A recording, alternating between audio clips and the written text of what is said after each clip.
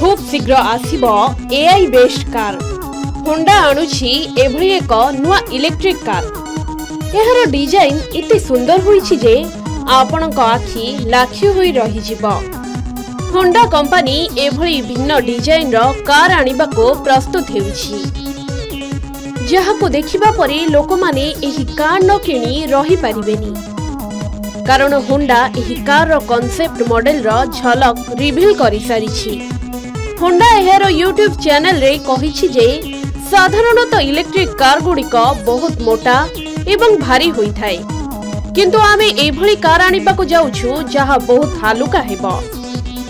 Honda एहार brand रो एक video मध्य share करिछि। एही video रे ऑटोमेकर कहिसंती जे आमे इलेक्ट्रिक कार तयारी करिबारे तीनोटी जिनिस उपरे ध्यान देइछु, थिन, लाइट एवं वाइज। कंपनी एही इलेक्ट्रिक कार ना होंडा जीरो रखिछि। होंडा चलित वर्ष आरंभ रे एक इवेंट रे एही ईवी रो कांसेप्ट मॉडल उपस्थापन करिथिला। एही इवेंट रे होंडा रो दुईटी मॉडल जथा एक सैलून सेडान एवं एक स्पेस हब एसयूवी शोकेस करा जाइथिला। होंडा रो नुआ इलेक्ट्रिक कार डिजाइन फ्यूचरिस्टिक हेबाकु जाउछि, काहेकि ना होंडा एही कार रे एआई व्यवहार करिवो। होंडा रो एही ईवी लेटेस्ट फीचर एवं परफॉर्मेंस सहित आसीबो। सेफ्टी पई एही गाड़ी रे एडीएस फीचर जोड़ा जिवो।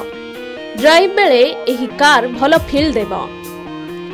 होंडा रो एही इलेक्ट्रिक कार रो डिजाइन इते बढ़िया रहिछि जे एहा ग्राहकों को निश्चित पसंद आसीबो।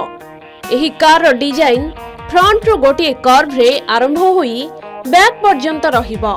कार रो लुक को खास करिबा पई साइड विंडो रे सिंगल ग्लास पैनल लगा जाइछि। होंडा 2026 मसिया रे ग्लोबल मार्केट रे एहार नुआ ईवी सीरीज लॉन्च करिवो। होंडा जीरो सीरीज प्रथमे उत्तर अमेरिका रो मार्केट रे लॉन्च हेबो। होंडा कार रे दिया जाइथिबा नुआ ए चिन्हरु जणा पडुछि जे ऑटोमेकर दुनिया को एक नुआ जेनेरेशन रो ईवी देबाको प्रस्तुत हेउछि।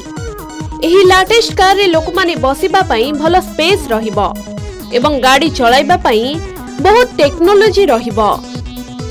दर्शक बंधु, आशा करूछु आज रही भिडियोटी आपनको पसंद आसीथिबो। वीडियो को लाइक और शेयर करिबा पई जमा भी भूलिबेनी। एभली अधिक खबर जानिबा पई आम चैनल के न्यूज ओडिसा सह जोड़ी होई थांतो।